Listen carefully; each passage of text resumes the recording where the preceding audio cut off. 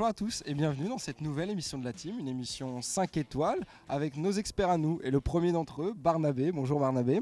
Bonjour Tim. Alors tu vas nous faire un point complet de l'actualité sportive de ces dernières semaines. Voilà, alors oui, en 2015, une actualité sportive très riche avec tout d'abord la victoire de Novak Djokovic à l'Open d'Australie en finale face à Andy Murray, 6-0 dans le dernier set comme en demi-finale contre Wawrinka. Alors que Federer est sur le déclin et que Nadal ne semble pas convaincant en ce début de saison, et que la nouvelle génération n'est pas encore au niveau pour déloger Djokovic de sa place de numéro 1 mondial, on peut espérer pour lui l'année du Grand Chelem en 2015.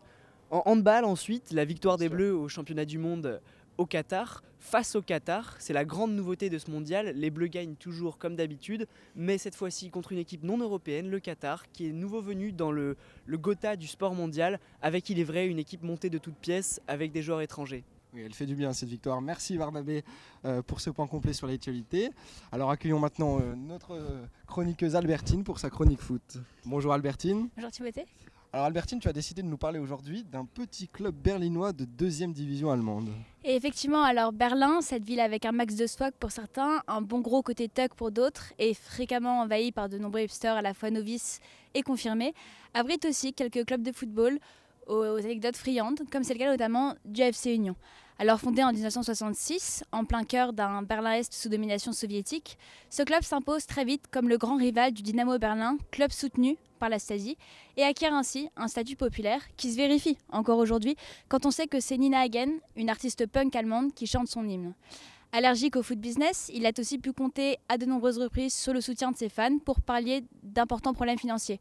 En 2004 par exemple, Timothée, ce sont ses supporters eux-mêmes qui ont littéralement vendu leur sang aux hôpitaux berlinois afin de récolter de l'argent pour que le club puisse acheter sa licence. 4 ans plus tard, en 2008, ce sont ces mêmes supporters qui se sont réunis afin de participer bénévolement aux travaux de rénovation du stade qui n'étaient alors plus aux normes. Justement, tu nous parles du stade, Albertine. Quelle est l'ambiance à l'intérieur de ce petit stade du FC Union? Alors ce stade, la Alte Forsterei, situé dans le plus grand des calmes, en plein cœur d'une forêt, d'un quartier complètement ghetto, abrite jusqu'à 20 000 personnes tous les week-ends pour le match de championnat, mais aussi le 23 décembre pour chanter et fêter Noël tous ensemble. Plutôt original comme pratique. Effectivement, et surtout la promesse d'une ambiance totalement démentielle, quelle que soit la période de la saison. Alors Albertine, pourquoi nous parler aujourd'hui de ce petit club du FC Union? Eh bien c'est parce que dans ce cadre purement atypique, il arrive aussi au FC Union de faire parfois l'actualité. Le club a en effet décidé de prolonger il y a quelques jours un de ses joueurs, Benjamin Koller, à qui l'on vient de diagnostiquer un cancer. Plutôt classe. Plutôt classe effectivement, et merci Albertine pour cette chronique pour le moins originale. Merci également à Barnabé. Quant à nous, on se retrouve dans une nouvelle team depuis le Parc des Princes pour une émission spéciale Ligue des Champions. A très vite.